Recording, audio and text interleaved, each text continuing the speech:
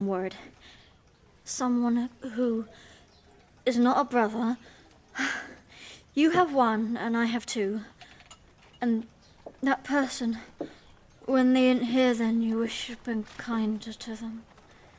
Look at her. Heaven help us, give her the liquid. I have been no more than a silly, vain... I have been wishing for things a girl wishes for. Not a woman, married, with children. Why can't I accept that? You've done nothing wrong. But it might not look that way when Daniel Parish tells the tale. Then you must go to him. Explain, truthfully. Tell him you made a mistake. The soldier did not send the note. I will be putting myself entirely at his mercy. Like it or not, you're already at his mercy. For the first time in my life, I feel like I want to run. If my husband hears any of this, I can't bear it. I want to vanish away. But you won't. You will stay. You will face Daniel. Because you're a brave woman. And because you have to. Ma'am, would you do something for me? If I fall asleep, would you slap my face? Minnie, you must try harder or Pearl will dismiss you. Miss Pearl is fearsome, isn't she? Pearl is the way she is because of the way the world is. To her. When someone leaves someone, and that someone don't say they're going or why or anything, it hurts like no other hurt. You know. How do you know? See you getting ready for it. Seen it before. If my sisters hadn't gone, then I could talk to them. Then I wouldn't feel so deserted. Oh, Minnie. You're right. Pearl was abandoned once by our father. He went out one day and he simply did not come home.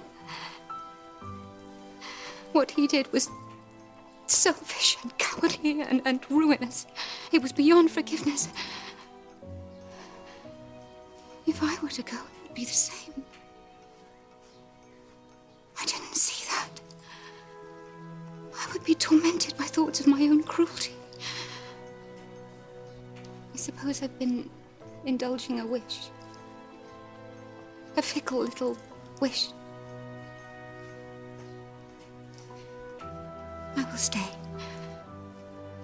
Of course I will stay.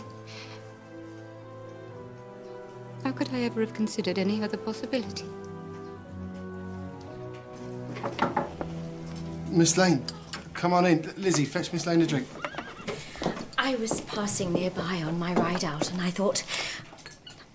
I wanted to tell you that I did get £2 from Mr. Remington for you.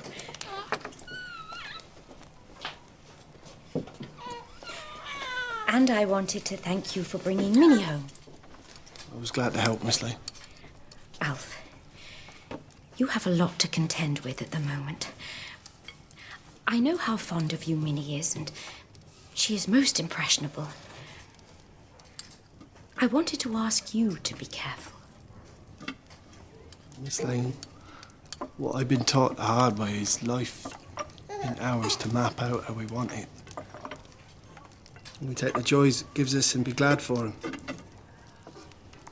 What use am I to my sisters if I'm miserable the day long? Minnie makes me laugh. She makes me smile, that's all. Mr. Repington didn't give you that £2. Please take it, Alf. And bow my head every time I come in the post office. I shan't. I have a task that needs doing tonight. I need several men. Perhaps if I were to pay you?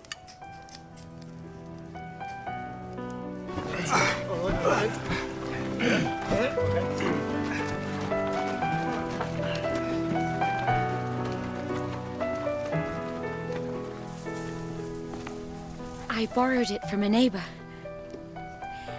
Lady Whiteleaf.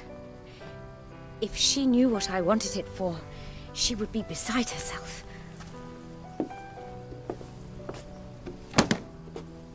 It's excessive, intrusive. But since it is here, why don't you play? Please? I felt I had to do something. Don't you miss composing? What makes you think I've stopped? It's here, in my head. But you don't write it down. You don't play it. What does it matter? It matters because you are not in hiding. You are in mourning. I feel it on you like a sickness. But you cannot admit it. You are so utterly resolved to deny yourself. I said that you found my isolation unacceptable. Well, I was wrong. You find it unbearable. I'm nothing to you, and yet you pursue me as though your life depended on it. Why? Why that look in the eye, the fire in the voice? Is what you did so unforgivable? Yes! Isabel Mostyn was a Candleford girl. She married well. Sir Charles Bonner. Do you hope to see her ghost from your window? All right. I could have married her, but I was too in love with my music and my glittering career, and I kept her dangling for too long. And she married. And then I knew. Oh, God. Then I knew. She wouldn't leave her husband. She couldn't hurt him. But you continued to see one another. Continued to love one another. Love does not do this to a man. It is guilt which crushes us.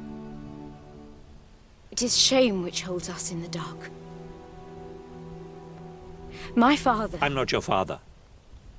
You're determined to draw me out. Why?